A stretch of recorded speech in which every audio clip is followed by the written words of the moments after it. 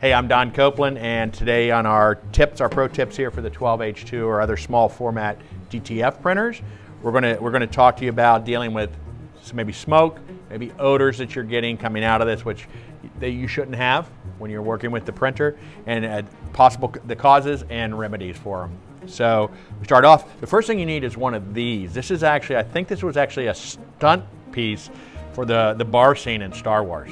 It does, it looks like some kind of cosmic cocktail, but actually what it is it actually sits down right on top of here like this, and you'll see we actually 3D print these in-house. What this does is, number one, it allows you to put a 3-inch hose over the outside, 2-inch hose on the inside, depending on what size hose you have for it.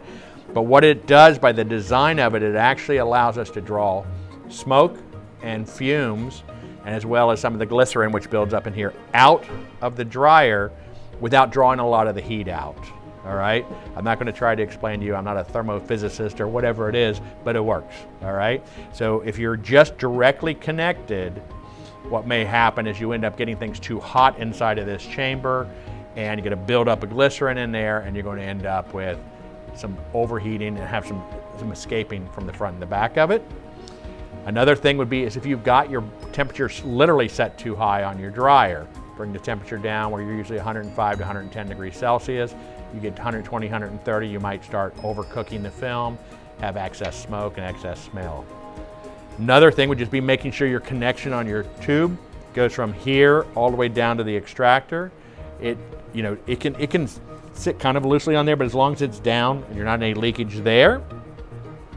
And then lastly, what it could be is that your filters have reached the end of life on your extractor. And if that's the case, simply you pull out the top filter, which we have in one of our training videos. We have on how to maintain your extractor. Make sure that's clean. That's the metal baffled looking one. Clean that, put it back in, but also check the other filters that are in there. You'll be able to tell when they're at the end of life. They'll have changed color, and it'll be just time to replace those, and they've just given up the ghost. And so you just end up with the smoke and the odors going through the filters, right? Or leaking out the sides, and you're going to smell them inside of the building. So those are just the things to check to make sure it's going, and taking care of this aspect of it is really good for the health, let's say, of your prints.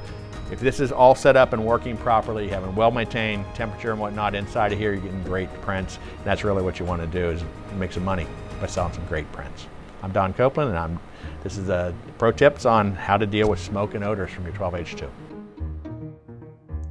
For more pro tips, follow and subscribe.